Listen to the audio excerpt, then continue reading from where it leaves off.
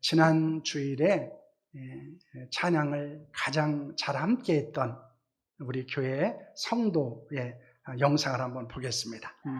못 보신 분들은 다인이 엄마 인스타를 보시길 바랍니다.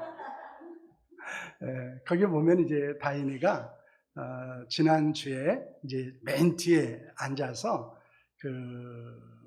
이제 찬양하는 모습들을 우리에게 보여주고 있습니다. 그래서 다인이 아빠가 찬양을 앞에서 인도할 때 박수도 치기도 하고 또 손을 들기도 하고 또 몸을 흔들면서 이렇게 함께 찬양하는 그런 모습들을 봤습니다. 목사로서 이제 예배를 인도하면서 가장 큰 그런 관심이 어디에 있느냐 하면은 설교에 있습니다. 그래서 어떤 내용을 가지고 설교해야 되고 그리고 그 설교의 주제에 맞는 어떤 예화를 찾아야 되고 그리고 그 맞는 것에 대해서 성경을 어떻게 정확하게 설명해야 되는가라고 하는 것이 가장 큰 어려움이기도 합니다. 그런데 이제 지난주에 이제 다인이 엄마의 인스타를 보다가 그 영상을 좀 봤어요. 근데 그 영상이 제게는 굉장히 큰 감동이 되었습니다. 왜냐하면 요즘에 많은 사람들은 찬송을 잘 따라하지 않습니다. 예배에 잘 집중하지를 않습니다. 기도에 참여하지를 않습니다. 그래서 사람들은 이제 찬양을 할 때는 구경하기도 합니다. 그래서 오늘 내가 찬양을 잘했나 못했나 때로는 평가하기도 하고 왜 저렇게 저 성도님은 저 집사님은 저렇게 찬양을 할까? 어느 집사님은 오늘 목소리가 유난히 튄다 뭐 이렇게 생각을 하면서 이 찬양을 듣기도 합니다. 그런데 그것은 하나님의 원하시는 모습은 아니라는 것입니다. 우리에게서 중요한 것은 순수한 마음으로 함께 하는 데 있습니다. 종종 신앙생활에 경험이 많아지고 그리고 우리의 신앙생활하는 시간대에 들어가면서 우리에게는 이 진지함들이 사라집니다.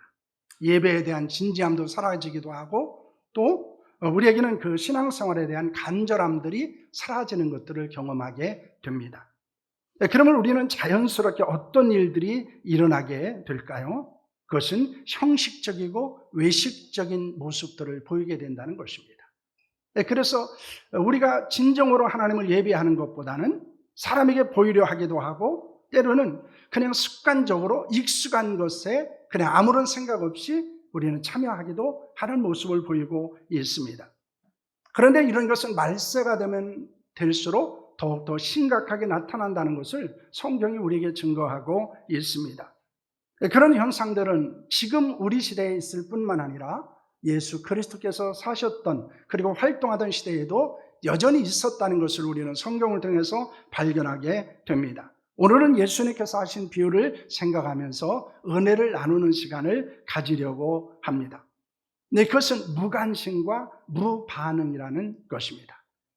그 당시에는 사람들은 무관심했습니다. 그리고 반응하지 않는 시대를 살아가고 있었다는 것입니다.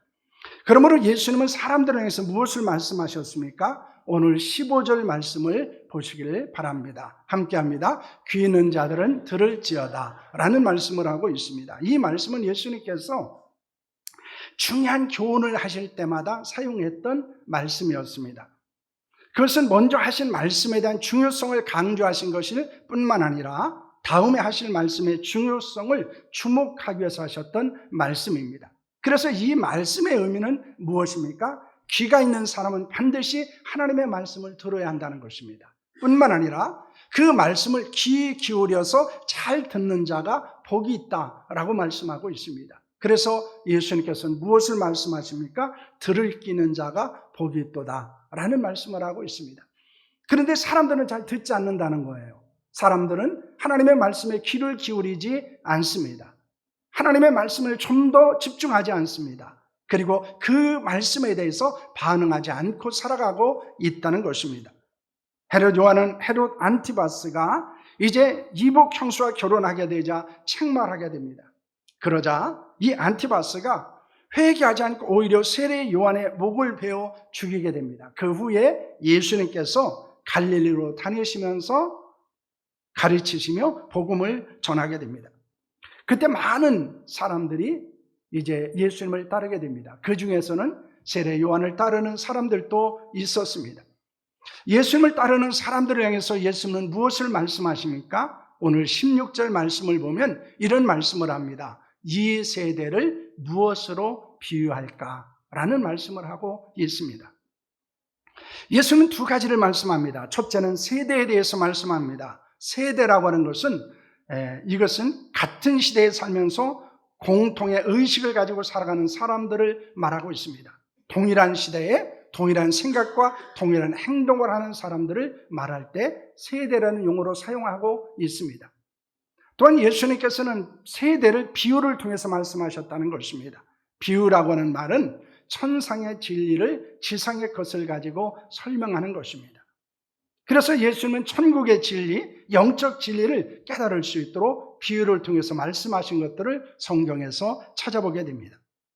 예수님이 그 당시 세대를 무엇에 비유하여 말씀을 하셨습니까?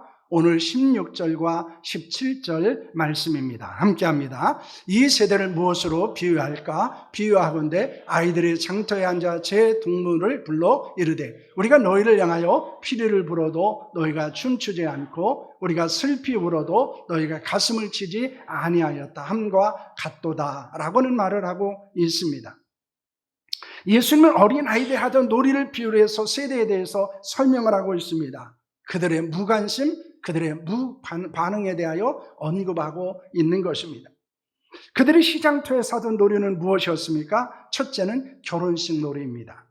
예수님 당시의 결혼식 놀이는 혼인식을 하는 것을 흉내내고 있었습니다. 혼인식을 하면서 이제 피리를 불게 됩니다. 그러면 사람들이 나와서 춤을 추게 되었습니다. 그런데 피리를 불어도 춤추지 않고 멍하니 구경만 하는 친구들이 있었다는 것입니다. 피리를 불면 함께 춤을 추어야 결혼식 놀이가 흥이 있어지고 정겨워질 수 있는데 그들은 춤을 추지 않고 구경만 하고 있었습니다. 그래서 결혼식 놀이를 지속할 수 없게 만들기도 했습니다. 결혼식 놀이를 중단합니다. 그리고 다른 놀이를 시작합니다. 바로 그것이 장례식 놀이였습니다. 아이들은 결혼식 놀이 대신 장례식 놀이로 바꿉니다. 이제는 슬피 울며 가슴을 치기 시작했습니다. 그런데 춤추지 않던 친구들은 이번에도 가슴을 치며 우는 장례식 놀이에 참여하지 않고 구경만 하게 되었습니다. 그들은 결혼식과 장례식 놀이에 관심이 없었고 참여하지도 않았다는 것입니다. 여러분, 예수님께서 하신 비유의 영적 의미는 무엇일까요? 단순히 결혼식과 장례식에 참여하지 않은 어린 아이에 관한 것은 아니라는 것입니다. 예수님의 그 비유는 그 당시에 영적 상태를 보여주고 있습니다. 결혼식 놀이와 장례식 놀이에서 중요한 영적 의미가 있다는 것입니다. 그것은 세례 요한과 예수님의 사역에 대한 사람들의 반응이었습니다. 첫째 세례 요한은 어떤 사역을 하게 되었습니까? 마태복음 3장 1절과 2절 말씀입니다. 함께합니다. 그때 세례 요한이 이르러 유대 광야에서 전파하여 말하되 회개하라 천국이 가까이 왔느니라 하였으니 라는 말씀을 합니다. 세례 요한은 유대 광야에서 회개할 것을 전파하게 됩니다. 천국이 가까웠으므로 회개하라고 말하고 있습니다. 이는 천국에 들어가기 위해서 회개를 촉구한 것입니다. 복음을 듣고 죄악을 깨닫고 울며 애통해하며 천국에 들어갈 준비를 하라는 것이었습니다. 하지만 사람들의 반응은 어떠했습니까? 오늘 18절 말씀입니다. 함께합니다. 요한이 와서 먹지도 않고 마시도 아니하며 그들의 말하기를 귀신이 들렸다 하더니 라는 말씀을 하고 있습니다. 세례 요한의 옷은 낙타털이었습니다.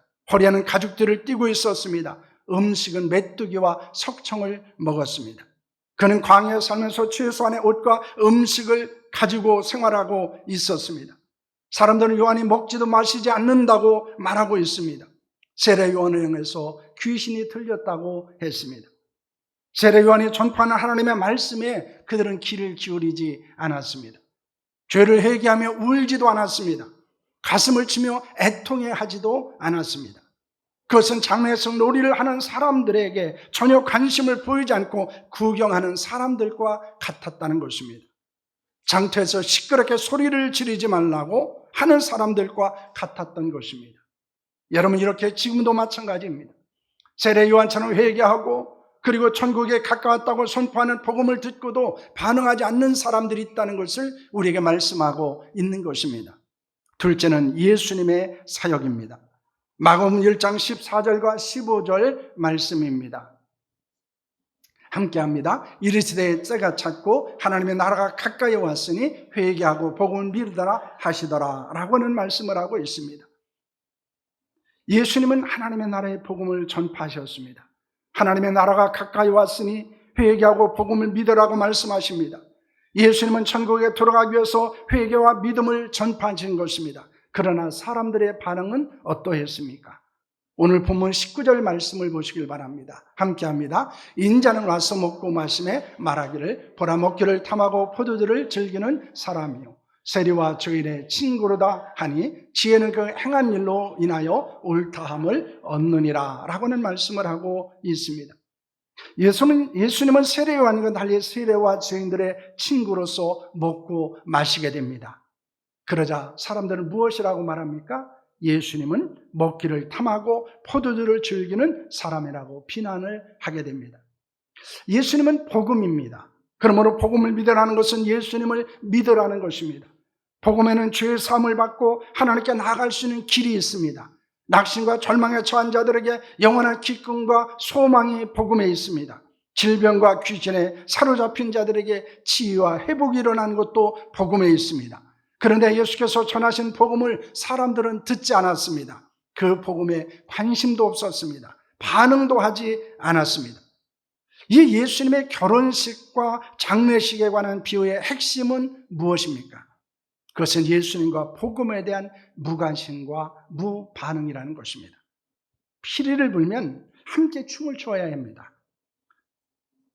그리고 슬피 울면 함께 가슴을 쳐야 했습니다. 세례 요한과 예수님의 회개하고 복음 믿으라는 말씀에 귀를 기울여 들어야 했습니다. 그런데 악한 세대는 세례 요한을 귀신 들렸다고 말합니다. 예수님은 식탐이 많은 사람이고 죄인들의 친구라고 비난했습니다. 그들은 회개하고 복음을 믿지 않기 위해서 예수님과 세례 요한을 비난하고 정죄한 것입니다. 여러분, 그런 모습은 그 당시 세대만 나타나는 것은 아닙니다.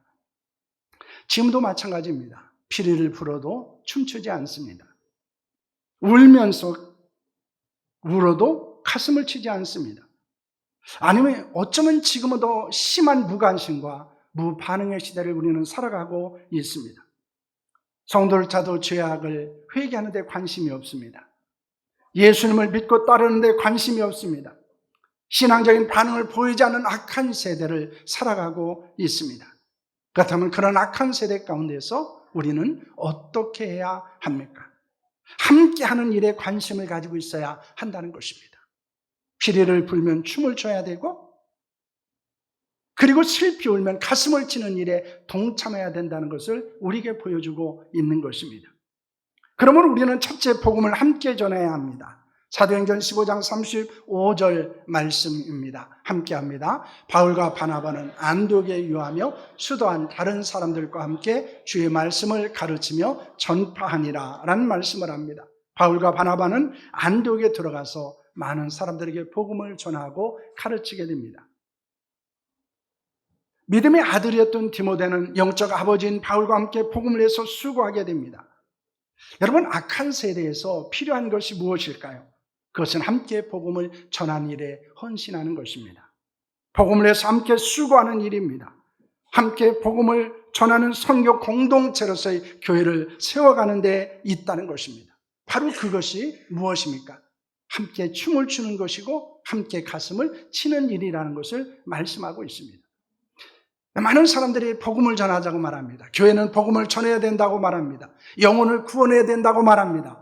그러나 많은 사람들은 거기에 동참하지 않습니다.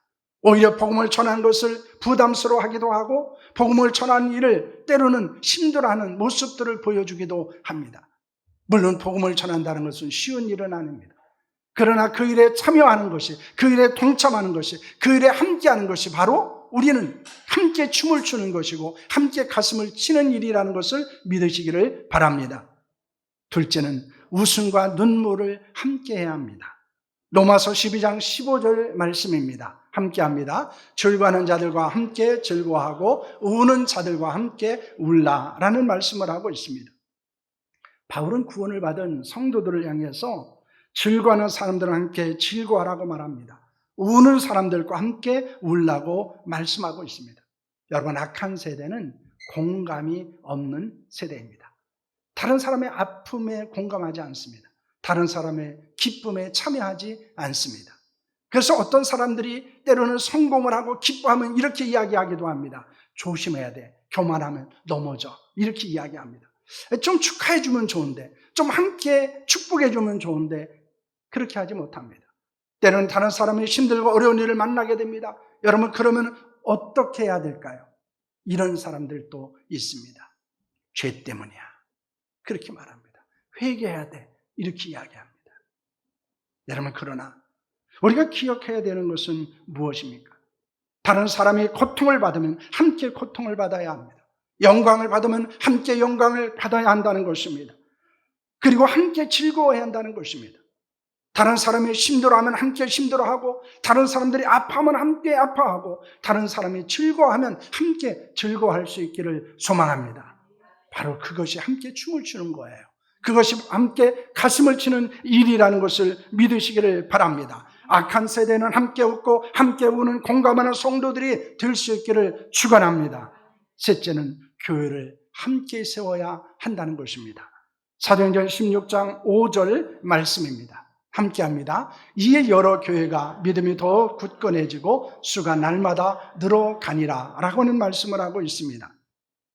바울은 루스드라에 있는 젊은 제자 디모데와 함께 복음을 전하며 교회를 돌아보게 되었습니다. 그러자 많은 교회가 믿음이 더 굳건하게 되었습니다. 믿는 사람들의 수가 더 늘어가게 되었습니다. 그들은 함께 교회를 숨기고 세우게 되었습니다.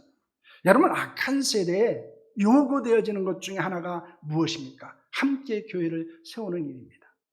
어느 한 사람이 교회를 세우는 것이 아니라 함께 교회를 세우는 일에 헌신하는 것입니다.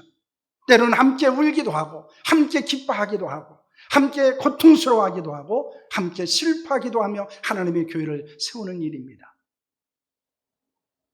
그것이 우리가 악한 세대에 함께 춤을 추는 일이고 함께 가슴을 치는 일이라는 것을 믿으시기를 바랍니다. 여러분, 우리가 기억해야 되는 것이 있습니다. 그것은 복음에 대한 반응이 회개라는 것입니다. 복음에 대한 열매가 영생입니다. 사람에 대한 관심이 뭡니까? 공감이에요. 사람에 대한 반응이 사랑입니다. 우리는 이런 시대를 살아야 된다는 것입니다. 복음에 대해서 우리가 어떤 반응을 보여야 됩니까? 회개해야 됩니다. 회개할 때 우리는 영생을 얻습니다. 하나님이 주시는 회복과 치유를 경험하게 됩니다. 뿐만 아닙니다. 사람에 대한 관심은 공감하는 데 있습니다.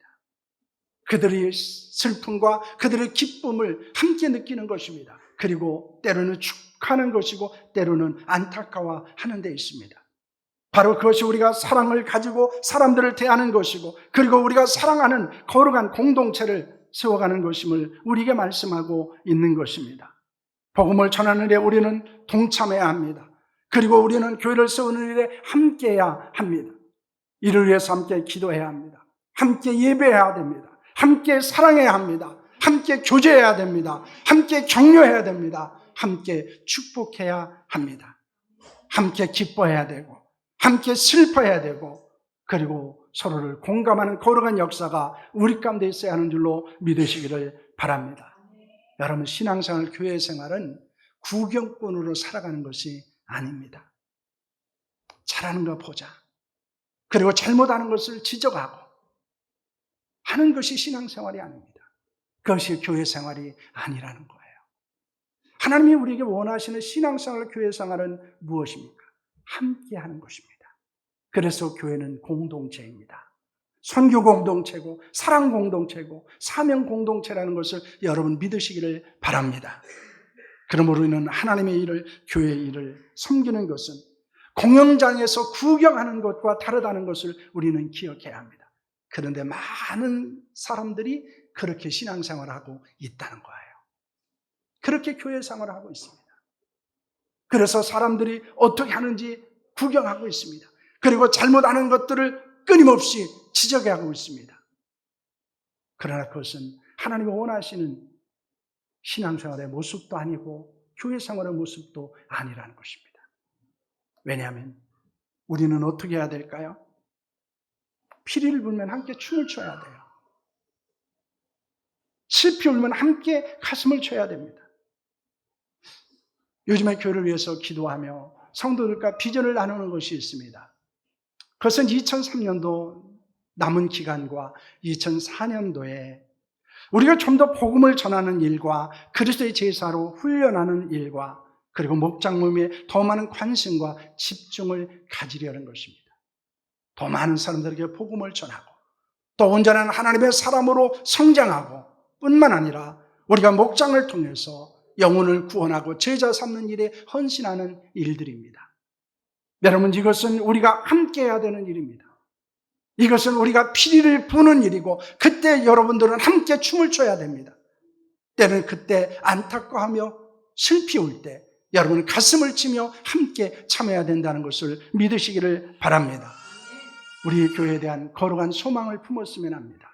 서로들의 거룩한 소망이 있었으면 합니다. 그것은 누가 피리를 불면 여러분은 어떻게 하셔야 됩니까? 춤을 춰야 됩니다. 누가 여러분 울면 여러분 어떻게 해야 됩니까? 가슴을 쳐야 됩니다. 그런 교회가 되어졌을 때, 그런 성도 되었을 때 진실로 교회는 하나 될 수 있고 하나님의 일을 감당할 수 있고 하나님의 역사를 이뤄갈 수 있다는 사실을 여러분 믿으시기를 바랍니다. 그럼 우리에게는 이런 거룩한 부담을 갖고 오늘 우리는 말씀을 들었으면 합니다. 누군가 피리를 불면 나는 일어나 춤을 추겠습니다. 누군가 힘들어서 울고 슬피 울면 나는 내 가슴을 치겠습니다. 그것이 우리가 하나님의 뜻 안에서 하나님의 교회를 세워가는 것이고 그것이 우리가 영적 공동체로서 하나님의 교회를 섬기는 것이라는 것을 믿으시기를 바랍니다. 우리가 사는 시대는 관심이 없는 시대예요. 나 자신에게만 관심이 있습니다. 교회에도 관심이 없어요. 다른 사람에게는 더 관심이 없습니다. 그러나 우리는 관심을 갖는 시대를 살아야 됩니다. 그리고 우리는 반응하는 삶을 살아야 한다는 것입니다. 여러분, 거룩한 일에 더 많은 관심을 갖고 또 거룩한 영적 반응을 하는 성도들이 될 수 있기를 축원합니다. 기도하겠습니다.